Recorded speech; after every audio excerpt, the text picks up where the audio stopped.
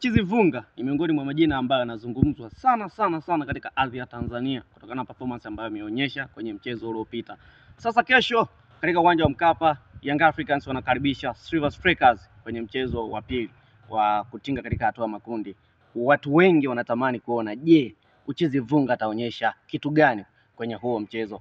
Sasa hapa nakupa uchambuzi kidogo tu kuelekea kwenye mchezo. Mchezo unaofuata ni muhimu sana kwa Young Africans kupata matokeo ya ushindi ili watinge katika hatua ya makundi. Mechi iliyopita walishindwa kupata matokeo.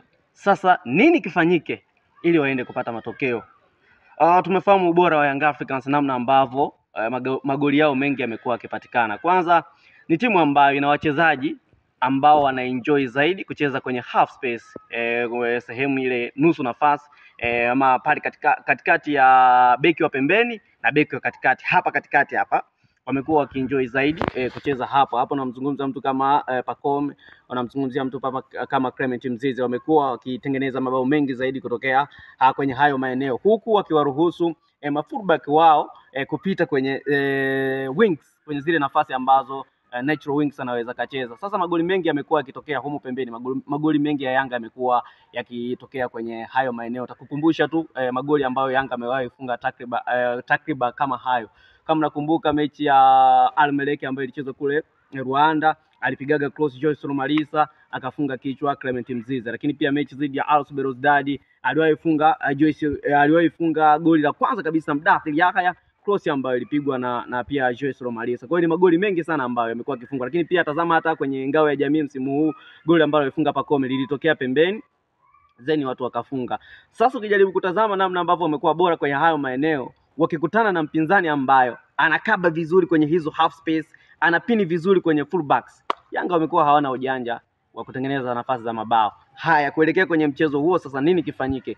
Kwanza wanahitaji kuwa na kiungo ambaye anaweza kawa ni aggressive zaidi kwenye eneo la namba 10, ambaye anaweza kawa sharp na ubora wa kupiga pasi njiani ili timu iweze kutengeneza nafasi kutokea katikati, kwa sababu Silver Strikers wameonekana kuwa strong zaidi kwenye haya maeneo, kwenye half space pamoja na maeneo ya fullback. Ukitazama namna ambavyo Maxwell Donald anacheza upande wa kulia, lakini pia Daniel Sandukila anavyocheza upande wa kushoto, ni watu ambao hawana upeo mkubwa wa overlap kwenda mbele, kwa sababu wanajua ukiacha haya maeneo wazi Yanga wamekuwa bora zaidi. Kwa hiyo hivi sasa naona Yanga wacheze direct pass, hususan kuanzia kwenye eneo la namba 8, namba 10, ili wao watu warahisishe kutengeneza nafasi ambazo zinaweza zikawapa matokeo. Kwenye mchezo uliopita alikuwa slow sana Dumbia, alikuwa anashindwa kutengeneza transitions za haraka ambazo zingewapa upeo mkubwa wa Young Africans kupata matokeo. Kwa hiyo hilo ni eneo nyeti sana kwa Yanga. Wakishindwa kupata kutengeneza magoli kutokea pembeni, basi hapa katikati pawe ni silaha kubwa zaidi ya kwenda kutengeneza. Msimu uliopita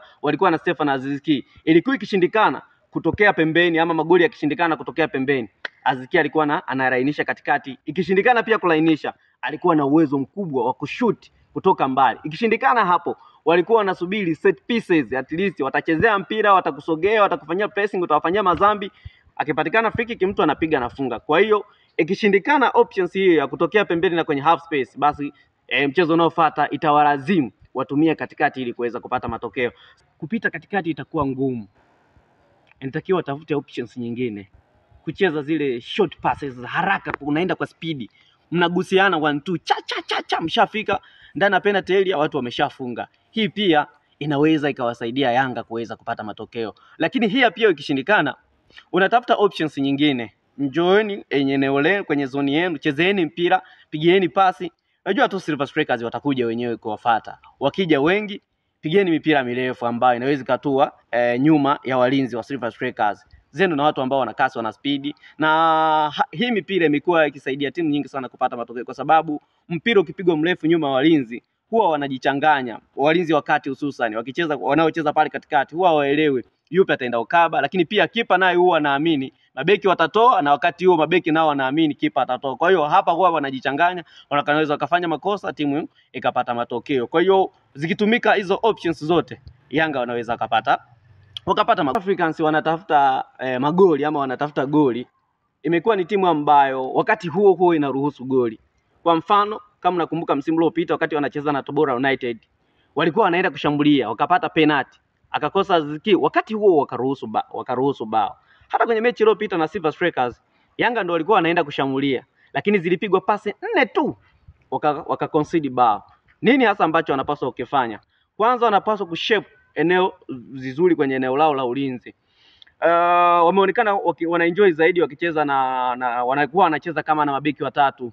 Baka anatanua pembeni, Jobu anatanua pembeni, lakini Azizi Ndamwile anasogea katikati. Hii inaweza ikawapa upeo mkubwa zaidi. Sasa kwenye mchezo uliopita, kujaribu kuangalia mwalimu alifanya mistake ya kuwatoa baadhi ya watu ambao wanacheza kwenye haya maeneo. Alimtoa Azizi Ndamwile, alimtoa pia Israel Patrick Mwenda. Kitu ambacho mwalimu wa Silver Strikers aliona. Yeye akamuongeza Ernest Petro ambaye alikuwa ana kasi, ana speed. Kwa hiyo aliangalia weakness iko wapi, kwa sababu mafurubeki wana overlap.